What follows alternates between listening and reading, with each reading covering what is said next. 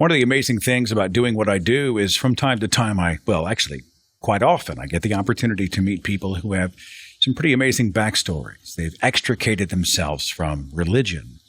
And Jehovah's Witnesses, well, that's a religion we haven't spent a lot of time on. We're going to do that today. We're going to share the story and perspective and activist work of a specific ex-Jehovah's Witness. His name is Lloyd Evans.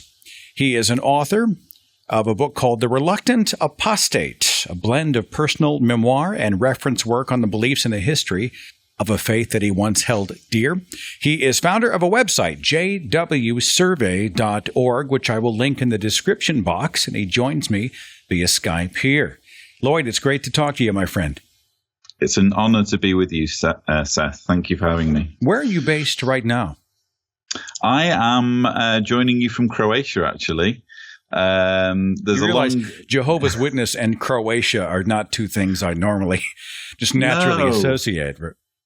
But like Coca-Cola, Jehovah's Witnesses are everywhere. That's the thing. Yeah. Well, almost everywhere. And Croatia is one of those countries. And I describe the backstory a little bit more in my book. It was basically coming to Croatia that helped me to wake up from my indoctrination, because I found that when I was obviously Jehovah's Witnesses go to meetings twice a week. And when you go to those meetings, I guess it's true with many forms of fundamentalism. Repetition can make human beings believe outrageous things. But when you have that repetition interrupted, i.e. by moving to a country where none of it makes sense anymore, that can play havoc with the indoctrination. And basically 4 months after moving to Croatia, I was more or less in the early stages of waking up. How do you deal with all the Jehovah's Witness jokes? They always start with, why a Jehovah's Witness knocks on your door, and I just hear them everywhere I go. Even in the faith, it's got to be a thing, right? Come on. Yeah. Oh, well, when you're a Jehovah's Witness, you're familiar with all those jokes, and you're familiar with the names that you get called as well. I mean, I heard pretty much all of them, especially growing up as a Jehovah's Witness, because then you have to go through, of course, the whole process of being bullied for your beliefs in school and having to deal with that side of things. So, oh yes, you name it, I've heard the joke. Did you feel empowered as an agent of God? I'm being persecuted for my faith, or did it just suck? Oh, shit, they're going to come after me again. How'd you feel about that persecution? Well, Jehovah's Witness kids are basically taught that they should view school as their own personal territory. So when Jehovah's Witnesses do their preaching work, they are literally assigned territories. They have little maps printed out telling them what streets they should focus on. And basically witness children, they're not given maps, but they're told, well, your school is like a territory that the rest of the congregation doesn't have access to. So you're not just going to school to learn, you're going to school to teach. You're going to school to let other children know, and possibly your teacher know, the good news, and to possibly save them from Armageddon. So you are very keenly aware of that responsibility as a witness child. So in that way, they're recruiting children for the mission field, and the mission field is their school. Precisely, yeah. There's even some fairly recent material that's been published by Jehovah's Witnesses. They have a new channel called JW Broadcasting, and very recently they published some footage about evolution, where children are depicted speaking to their classmates about evolution. I think it's a music video, if memory serves. I'm a bit fuzzy on that, but quite frequently witness children are reminded of this duty to basically go behind the teacher's back and let their classmates know that evolution is a false teaching. Lloyd Evans, I know in your book you sort of laid out the foundation of Jehovah's Witnesses for those who are watching and would like a primer on it. And what sets it apart from the Mormons, from Christianity? Give me sort of the Jehovah's Witness 101 here on Skype, would you? Okay, I had quite a nice conversation with an ex-Mormon recently. I think we both agreed that though Mormons and Jehovah's Witnesses look very similar, there are a lot of differences between the two religions. Basically, the dogma and the theology is completely different between those two faiths. If I was to describe the Jehovah's Witness theology as succinctly as possible, Jehovah's Witnesses believe that we are living now in the last days, that these last days before Armageddon began in 1914. They believe that between 1914 and 1919, Jesus inspected the religions of earth and, surprise, surprise, decided that the Watchtower Bible and Tract Society in New York was his favorite religion of them all. And having made this selection, he bestowed upon the leaders of that organization the mantle of the faithful and discreet slave, which is a terminology from Matthew chapter 24, where Jesus is basically giving a parable about who would be taking the lead in administering spiritual food. So Jehovah's Witnesses are trained to believe that from 1919 onwards, the Watchtower Bible and Tract Society has been God's one and only true religion, God's one and only faithful slave, administering spiritual food to mankind.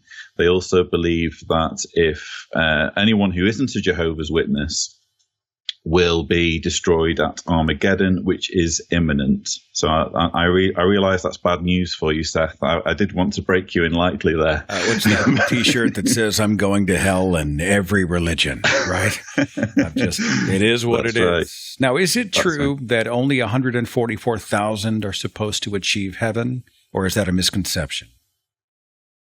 That's actually true, but there's a caveat, which is that Jehovah's Witnesses have like a two-tier form of Christianity. So most Christians believe that when you die, you go to heaven.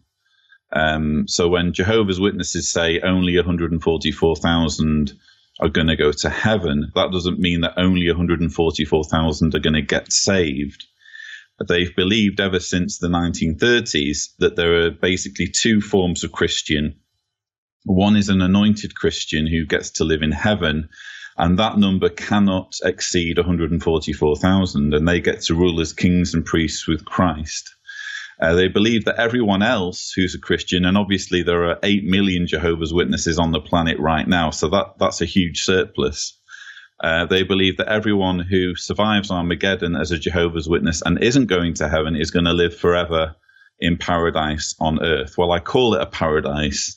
It's more, I think of it more as a dystopia, because you've got to live for the rest of eternity on a planet that has been landscaped over the corpses of over 7 billion people who were killed in Armageddon, and praise eternally the God who perpetrated that act of genocide. Another version of holy, holy, holy is the Lord God Almighty, who was and is to come. When they talk to me about heaven, what do you get to do in heaven? And there are so many different versions. Everybody's painting their own portrait. But one commonality is we get to just sing and praise to God forever. That's our privilege. And I'm like, can I go to hell? You know, is that an option? Because heaven does not sound like a party to me. No, but isn't it interesting? I mean, I know that you have a fundamentalist background as well, which is one of the reasons why I'm privileged to talk to you, because there's lots of activists doing this, but I'm always thrilled when I get to speak to someone who knows what it's like to really, really believe. And, you know, isn't it interesting that we were able to kind of bring our minds into this attitude that, yes, this would be a really enjoyable thing to do for the rest of eternity, just do nothing but, you know, praise God and live this very sanitized existence where there's no risk, there's no danger. Everything just, you know, happens in this very controlled way. I remember asking people to describe heaven, the landscape of heaven, the climate of heaven, and it was almost like asking them to describe the face of God. They would really paint a lot of themselves into it. You know, you could really see them. If it was important to them to be reunited with loved ones, that was what heaven was. And if they wanted music, that's what heaven was. And if they wanted other things, that's what heaven was. You can see them informing their own ideas of heaven. Yeah, well, it's interesting because the Bible doesn't say much about what life in heaven is like. I mean, there's some fairly interesting visions in Revelation, but apart from that, there isn't really that much to go on. And it's a little bit like that with Jehovah's Witnesses with their view of paradise. On the one hand, they're supposed to look forward to it and kind of salivate over this future vision for the planet. But if they go into it in too much detail, it kind of starts to unravel because, for example, they believe that the animal creation will revert to how it was in the Garden of Eden. And they believe that in the Garden of Eden, no animals ate meat. So they all ate from the vegetation. And, you know, anyone who knows anything about biology and zoology understands that that's just absolutely preposterous. I mean, what will the sharks be eating? What will the poisonous snakes be eating? And vegetarian kind of lions and tigers will precisely be out there with some tofu. You know, I totally get it, Lloyd. So the more you think about it, the more it unravels. So what you'll commonly find when Jehovah's Witnesses are talking along those lines is that the conversation will reach a certain stage and then they'll start saying to each other, oh, but we really shouldn't speculate. We really shouldn't speculate. So that's as far as it goes. You know? You said we're both children of fundamentalism. Was this a product of your mother and father, Jehovah's Witnesses? Yes, very much so. I was raised by I was a third generation Jehovah's Witness on my father's side. The organization got into my dad's family in 1953. With my mother's side, it was a little bit more recent. She kind of got roped into it through a series of circumstances. But I was definitely raised from very early on to take it very seriously. The example I give in my book is what I call the Armageddon Drill. So one evening, it's customary for Jehovah's Witness families to have what's called family worship sessions, which are essentially just child indoctrination sessions. So the parents will get together and they will basically teach the children using either a book or some other form of reference or get them to prepare talks, whatever. And my dad decided that to be a little bit imaginative, and he basically faked a phone call in front of us because it wasn't too difficult to make the phone ring by itself. And he made it sound as though he was receiving a phone call from his congregation elders to alert him that the Great Tribulation had begun, the Great Tribulation being the prelude to Armageddon. And basically, we all had to gather our belongings hastily and get in the car and drive to a nearby forest where we were to meet with the rest of the congregation and hide from the worldly authorities under Satan's control. So, but he conveyed all this in a way that I totally believed it, which is kind of, in a way, I feel as though I've lived through Armageddon because I've lived through the first few moments of genuinely believing that it was about to happen. Yeah, your father was Orson Welles doing War of the Worlds back on radio. You know, it blows my mind. It must have blown your mind as well. Holy shit, this is really going down. I genuinely believed that this was Armageddon, yeah. So I raced upstairs and I was throwing all of these belongings of mine into a rucksack. At the time, I was heavily into Enid Blyton books, so I was throwing in binoculars, magnifying glass, penknife, you name it. I was also throwing in, books that I'd come to revere as a young Jehovah's Witness, one of them being a book called Revelation, Its Grand Climax at Hand, which was a then newly released Jehovah's Witness book that was talking all about Armageddon. I figured it would be a useful field guide for what was unfolding before me. But obviously when I came back downstairs, it was obvious from the looks on everyone's faces that I'd been had. But that was the sort of seriousness with which my family raised me to believe in Jehovah's Witness teachings. Speaking of book, what is the book for the Jehovah's Witnesses? Do they rely on the Bible or something else? You can't see it here. I've got a bookshelf behind me. Basically, if you go on my channel, John Cedars, most of my videos I film in front of my bookshelf, and you'll see it's basically a multicolored array of books stretching all the way back to the early 1900s. And basically, they release a book almost every year or every other year. It's constantly changing. But it's one of the kind of inside jokes for the XJW movement is that Watchtower is constantly coming up with new light, because they obviously publish books that say, oh, Armageddon's just around the corner. Let me stop you right there. New light is when the Jehovah's Witnesses change their doctrine or narrative because something else kind of didn't work out, is always how I had interpreted that. Is that what new light is? Elaborate. Yeah, so new light is literally they believe that they've received new light or new enlightenment from God. They're very careful with their wording, the leadership. So they don't say that they are inspired of God. They say that they are guided by God's Holy Spirit, which to me means exactly the same thing. But they basically say that they're guided by God's Holy Spirit to interpret the Bible. And it just so happens that the Bible apparently tells us that the last days began in 1914, and that there would be a short period of time between 1914 and Armageddon, a short period of time that's now, 103 years and counting. Yeah. But basically, they've been caught out throughout their history, going one step further and kind of pointing to a specific date or a specific time period. So two very good examples of that were in 1975, where they singled out 1975 as the year for Armageddon.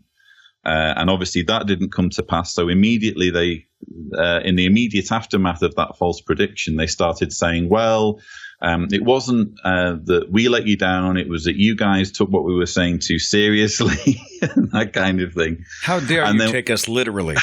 Yeah, you weren't supposed to believe us. Yeah.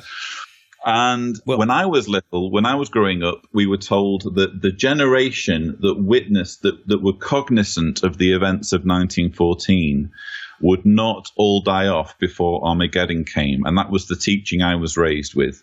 And they very, very subtly got rid of that teaching and replaced it with a very convoluted teaching that I won't bore you with, that basically makes no sense whatsoever. It's called the overlapping generations teaching. So they've come up throughout their history with all sorts of convoluted explanations as to why it's taken so long for Armageddon to come after 1914. And again, every time they come up with a new explanation, it's new light. I call these things apologetics acrobatics. Forgive me for interrupting you. You were explaining the books behind you then. Are these all revisions to the doctrine or teachings? The books behind you are sort of a 2.0 and 3.0 for Jehovah's Witness doctrine? Yeah, so basically, when you know about the theology, you know how it's changed over the years. So the books from the late 60s through to the early 70s are kind of geared towards the 1975 teaching. And then after that, they're geared towards the generation teaching that I just told you about, but they're released on a variety of subjects. So they might have one, for example, on the family. They might have a book that's just for young people. They released a book in the 1970s, which I was forced to read, called Youths, Your Youth Getting the Best Out of It. And one of the pearls of wisdom in that was that masturbation was tantamount to homosexuality, or that if you masturbated, you would become homosexual. So that's the sort of wisdom that you have to get used to when you read the books. I mean, I keep hold of them because they're absolute gold for proving how nonsensical witness teachings are. But in actual truth, they're not worth anything to read. They're basically nonsense from cover to cover, all of them. But I use them for purposes for which they were not intended, basically. Word salad by the Jehovah's Witnesses. Yeah. Precisely, yeah. Let's come back to the 144,000.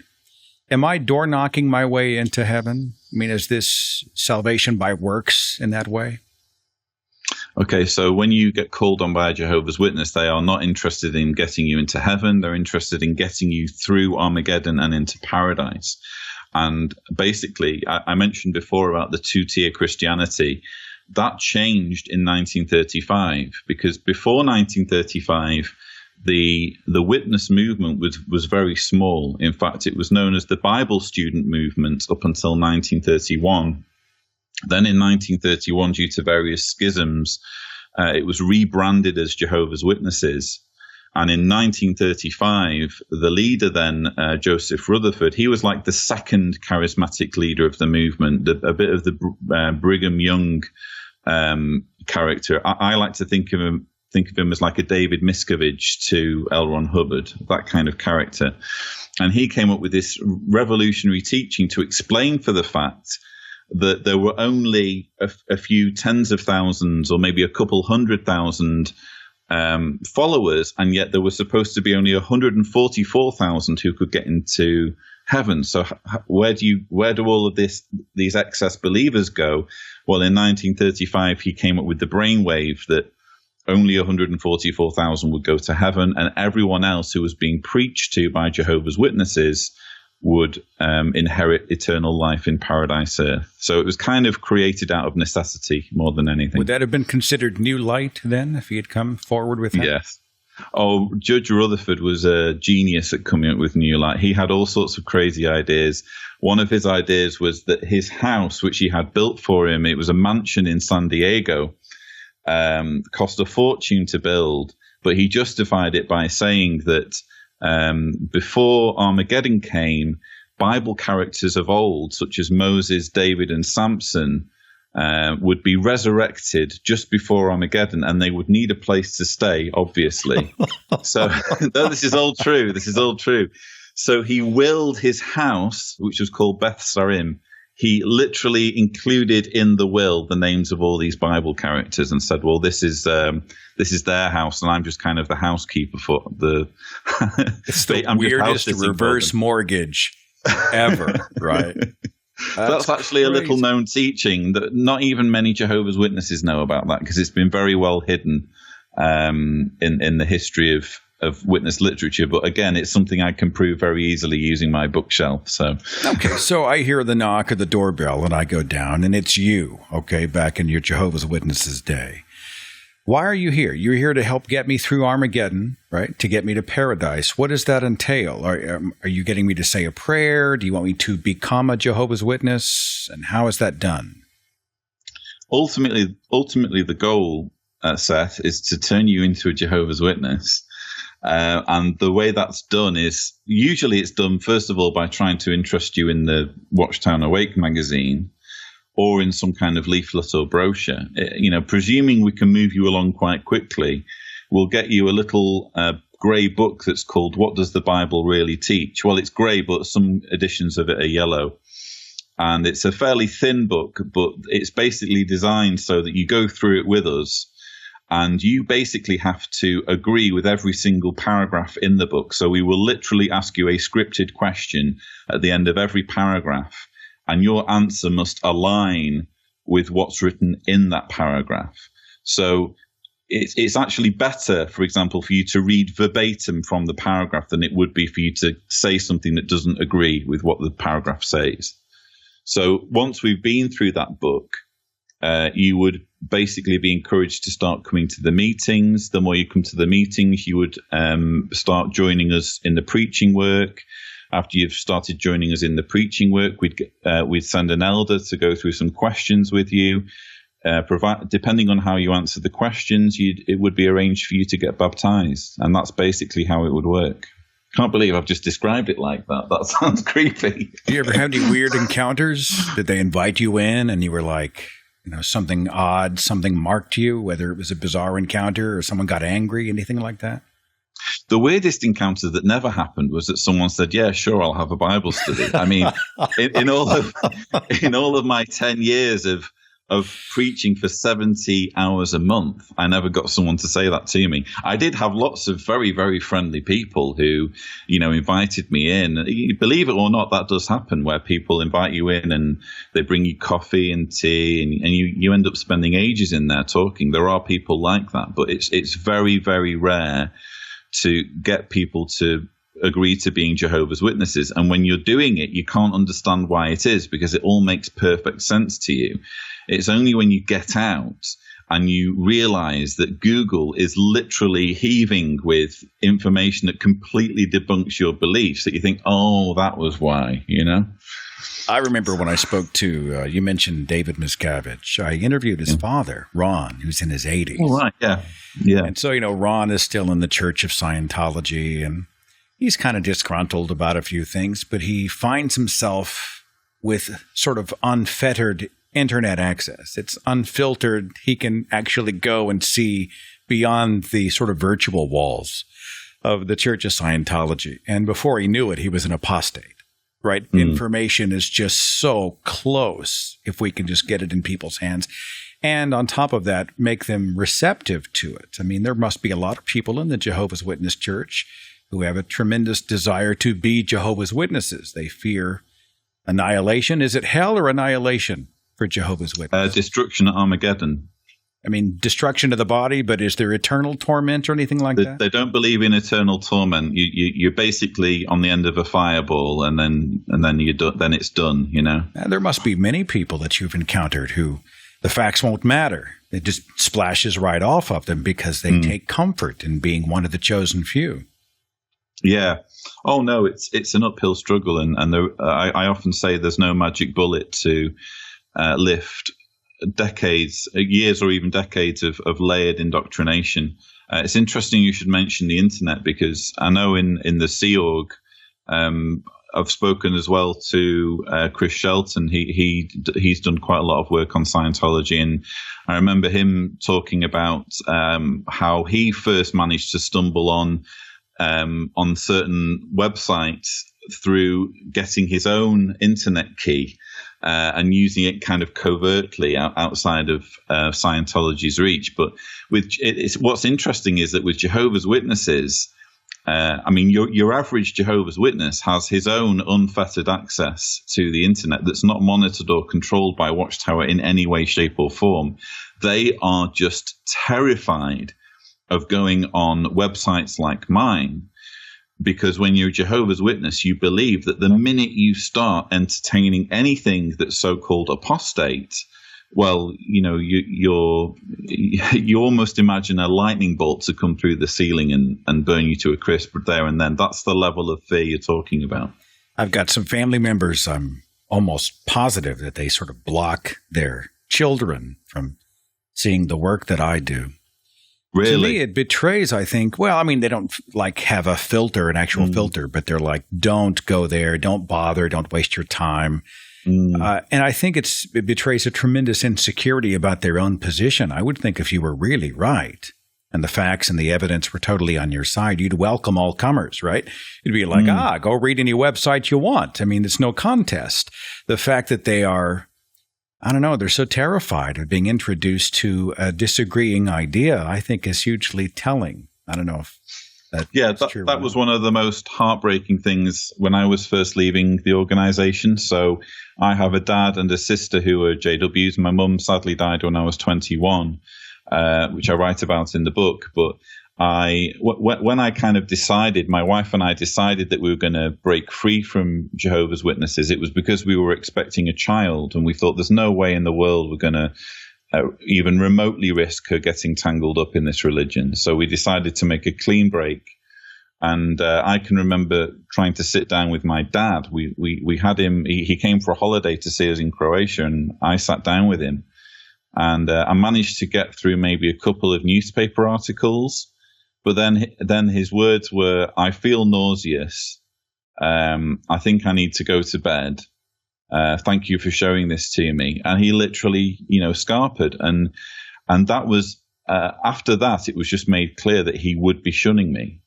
And I, especially now I'm a father, I look back on that conversation and it doesn't compute, because I'm thinking, well, hang on, if I absolutely was convinced that I had the truth, and we're talking about no longer seeing or speaking to each other, I would be saying, listen, we're going to sit down now and we're going to thrash this out, because you can bring it, because I'm absolutely convinced I have the truth, and nothing, you can bring your worst argument and I will be able to refute it. But like you say, they're terrified, absolutely terrified of subjecting their beliefs to scrutiny. Lloyd, have you been shunned by your father? In the process of being shunned as we speak, yeah. And what's really heartbreaking is that he still hasn't met his granddaughter. So my little girl, Jessica, she's got a picture of her granddad in her bedroom, and that's all she knows of him, because he's never met her. What about the rest of the family? Are they connecting at all, or are they locked you out as well? Yeah, so I've got a sister. Things are very, very, very, very slowly improving there, but essentially we are still being shunned. I'm hopeful that things will improve with time. Certainly with my dad, it's full-on shunning. And basically with everyone who I grew up with, all of my sort of friends and family members, because obviously you have extended family as well. You have aunts and uncles and cousins and what have you. None of them speak to me. So it really is total shunning, because that's what they're commanded to do. Is this an edict then? You say handed down by the church. This is policy. If someone leaves the reservation, they are shunned. Yeah, it's very much a policy. Again, just to compare with Mormons. So from what I can understand, when it comes to Mormons, their attitude towards shunning is that it's kind of like an idea, like an unspoken rule. Nowhere is it kind of codified. So there's always the possibility of more liberal families, not shunning because they're not ordered to. But with Jehovah's Witnesses, you are very much ordered to. It's actually a disfellowshipping offense to speak to a shunned person if they're not your family member. But even though it's not an official disfellowshipping offense to talk to a family member who you're supposed to be shunning, it's repeatedly written in Watchtower articles. I mean, there was one Watchtower article, I think, in 2013 that said, don't even email a disfellowshipped family member. And just last year at the conventions, Jehovah's Witnesses were shown a series of very emotional videos depicting, for example, a disfellowshipped daughter ringing her parents on the phone, and you see the mobile phone in the kitchen, and the parents can see it ringing and they refuse to pick it up. And anything could have, and it's a fictional portrayal, but anything could have been happening to that girl when she was ringing her parents. They're not going to pick up the phone. And that's the level to which witnesses are expected to shun. Is your father afraid that being your father, the father of an apostate, and communicating with you is going to cost him heaven? Is that the deal? You would honestly have to ask him. Probably yes. Probably because you know what it's like when you're a believer. You really do take it seriously, and Jehovah's Witnesses are taught to believe that. I mean, there are 8 million Jehovah's Witnesses, but maybe not all of that 8 million are going to make it through Armageddon. Maybe we can kind of narrow it down even further in terms of percentages as to which of those 8 million are really faithful and really take it seriously. And when you're a Jehovah's Witness and you believe Armageddon's just around the corner, you will do anything, including cutting off family members, to make sure you make it through and to make sure you maintain your loyalty.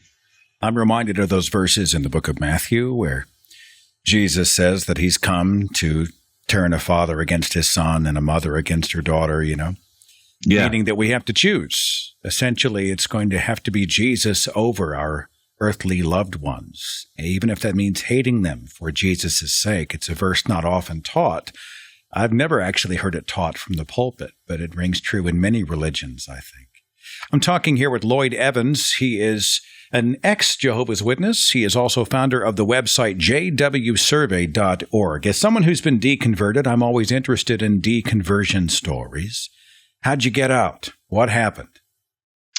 Well, again, it was moving to Croatia that was really instrumental. I'd kind of worked my way through the ranks as a young JW. I was an elder by the time I was 28. I know in the Mormon religion they have really young elders, but to be an elder at 28 in the JW religion is, quite something. So I was kind of doing okay. And then a series of situations, basically my wife and I had some marital problems, and I decided to stand down as an elder, and we decided to make a clean break, and we decided to move to Croatia, which is where my wife's from. And within 4 months of moving to Croatia, I've managed to find a letter, because obviously it was so emotional and my memory is quite sketchy, but I actually managed to find a letter that I'd written to my wife, because it was such an emotional thing, where I literally said to her, I think I'm going to end up leaving Jehovah's Witnesses, because that literally in that 4 months, my faith evaporated, because I was left not being able to understand the meetings. You're supposed to go to the meetings twice a week. And I was sat there in my chair thinking, hang on a minute, what do I really believe? And of course, all of these suppressed doubts that I'd had ever since I was a young JW started coming back. And you think, well, surely it's worthwhile just really examining this properly and making sure I'm doing this correctly and making the truth my own, which is the way Jehovah's Witnesses put it. And yeah, I ended up waking up. How bought in was your wife? Was she traumatized by the news, or was she relieved, or what? It's a very stressful thing, actually, for a married couple to go through. And I was very fortunate. I have heard lots of horror stories of it not working out that way. And especially when there are children involved and there are custody battles and all of this sort of thing, it can be very, very ugly. We didn't have a child involved at that stage, but I had been lucky enough to marry someone who was genuinely intelligent. I know intelligence isn't, a huge amount to do with indoctrination, but she was intelligent and she did genuinely care about not being lied to. She didn't like being taken for a fool. And I just kind of pursued a very softly approach, where if I was genuinely thrilled at some new discovery, I would share it with her. But otherwise, I just left her to come to me with questions as to what I was going through. And just by following that process, she ended up waking up maybe a year behind me. So we got out together. Waking up is a great way to put it, isn't it? Yeah. I think I've used the analogy that, for me anyway, for many people, it's fast. I always envy them. Oh, it only took me a month, 2 weeks. But for me, it was like coming out of a coma. It's not like in the movies where somebody wakes up and they run track immediately, For me, it was sort of these degrees of regaining consciousness and getting clarity of vision and, working your muscles and reintegrating with the real world. It took me a while to crawl out, man. I can definitely relate to that. I say I woke up in 4 months. It was much more complicated than that. It took me 4 months to get to the point where I could articulate in a letter, I don't think I'm going to carry on as a JW. But even after that, there was still loads of stuff that I didn't know about the organization. I didn't know about all the scandals. I didn't know about the double standards and the hypocrisy from the organization's history. It took me ages just to read a book called Crisis of Conscience, which is basically the book that you need to read if you need to wake up from the indoctrination, because it's written by a former governing body member who really knew his stuff. And, even after reading that book, you're much further down the road. But again, like you say, you can't just, run a marathon immediately. You have to kind of build your strength up. I used to lump the Jehovah's Witnesses in with the Mormons when I perceived them as just sort of odd, happy people. They're harmless. Mormons and Jehovah's Witnesses. It's kind of wacky, but they're really sweet. And it was only when I began to read and learn and interview, sort of, dip my foot into the waters of these cults, that I saw how insidious they really are. And you've talked about a little bit of this. You mentioned the word scandal. Let's frame that around the fight that you have now. You're an activist speaking out against the Jehovah's Witnesses. What are some of the major problems? What are some of the things that people don't know, and what drives your activism? That's a great question. And it's a broad one. Please forgive how big it is. You can take that wherever you want, okay? Okay, so there's 5 major issues. One issue would probably not fix all of the other issues, but it would certainly go a way towards fixing all the other issues. There's obviously child abuse. And for anyone who's unclear on, the problems surrounding Jehovah's Witnesses and child abuse, I actually made my own YouTube documentary, Jehovah's Witnesses and Child Abuse, Is There a Problem?, where I kind of spell it all out. But just very briefly, the culture of Jehovah's Witnesses and the culture of privacy and confidentiality, and viewing things like pedophilia as a sin first and a crime second. All of that kind of creates a perfect storm where the conditions are ripe for child sex abuse to be covered up. And that's been found to have happened in case after case, in lawsuit after lawsuit. And just in 2015, we had a major incident in Australia where they had a royal commission that really went over the practices and policies and paperwork, you name it. They went over it with a fine-tooth comb and found out that indeed Jehovah's Witnesses do have some very damaging policies. But when they brought the officials before the commission, they even brought a governing body member before the commission.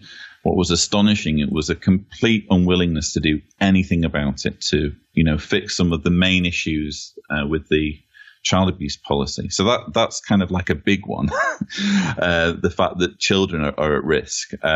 There's also blood transfusions, which obviously a lot of your listeners will be familiar with. When you're a Jehovah's Witness, you are taught to think that it's preferable to die than to accept a blood transfusion. And in fact, if you do accept a blood transfusion, well, then you're not going to get your eternal life in paradise. And that does result in many, many cases where people do die. There was a case in Canada, I think last year, of a young girl called Eloise Dupuis, who I think she was only something like 25, absolutely beautiful girl, and she died in childbirth. And what happened was, we're still trying to piece together the exact chain of events, but when Jehovah's Witnesses are hospitalized, as Eloise was, they're basically sent a committee of elders called a hospital liaison committee, and it's the elders' job to basically enforce the decision and make sure that the Jehovah's Witnesses essentially pressured into maintaining their stance on blood rather than buckling at the last minute, which they probably would do if they were left to their own devices. So it's a really, really insidious situation, and we see it happening again and again. I've mentioned shunning, which I'll come back to shortly, but the other two issues are higher education, the fact that young Jehovah's Witnesses are told that they shouldn't go to university and college. And there's also a problem with domestic violence. So basically, Jehovah's Witness women who are in abusive relationships, and indeed men, are told that the violence of their spouse is not grounds for divorce. And that results in many, many marriages having to stay in place, even though there's abuse and there's violence. And the only way out is for one of the two spouses to commit adultery. So those are kind of the big five, but I tried to focus as much as possible on shunning because the reason is because shunning has created a captive organization, and it's only since 1981 that the organization has said there is literally no graceful way of leaving the organization. So when I was first waking up from my indoctrination, there should have been a possibility for me to say, you know what, I'm done with this. I've figured out that it's not for me, and you guys go right ahead. I'm not going to, criticize you or anything, but I'm just done. Okay. That's not possible with Jehovah's Witnesses. Since 1981, they've made it that you can't disassociate or leave of your own volition for conscientious reasons without being treated the same as if you had sinned. So in other words, being, shunned. And what that does, of course, is it means that no one's able to vote with their feet. So with all of those other issues that I've mentioned, such as blood transfusions, child abuse, higher education, witnesses are physically banned or blocked from voting with their feet and showing the leadership that they disagree. They have to stay inside the organization, whether they agree with it or not, once they're baptized or they face having their family dismantled. People are taking notice of your story. It's exciting to see. And you're getting feedback from people who are finding your work and sort of, disconnecting from the cult and finding freedom. Yeah. Absolutely. Yeah. I recently had the opportunity to visit America. Obviously, there's witnesses are all over the world. But out of 8 million Witnesses worldwide, probably 1 million are in the United States. So there's quite a high concentration in your country. And it was nice to get around a few cities. I went to New York, Baltimore, LA, San Francisco. I even got up to Vancouver. And it was really, really nice to meet some of the people who kind of watch the videos and visit the website and see firsthand the effect that kind of activism work has. I'm sure you've experienced the same thing when you attend atheist events and that kind of thing. They feel like they've been holding their breath for a good portion of their lives. And they finally are getting oxygen and they want to share the experience. And, it's amazing to come together with other people who've sort of busted out, It's like we're all foxhole buddies who talk about the war. We talk about the crazy stuff that we saw and endured. And we're like, man, it's nuts. And then we want to go help other people liberate themselves, which appears to be what drives you. Any final thoughts on all of this before I give out your website and book again? No, just that if there are any Jehovah's Witnesses watching this, I mean, maybe they see your channel pop up and they see Jehovah's Witnesses and they think, what on earth are they going to be talking about? I would just urge them to not be afraid that, as we were saying before, if it really is the truth, then it should hold up to scrutiny. And they should absolutely do as much research as possible, including in Watchtower's own publications.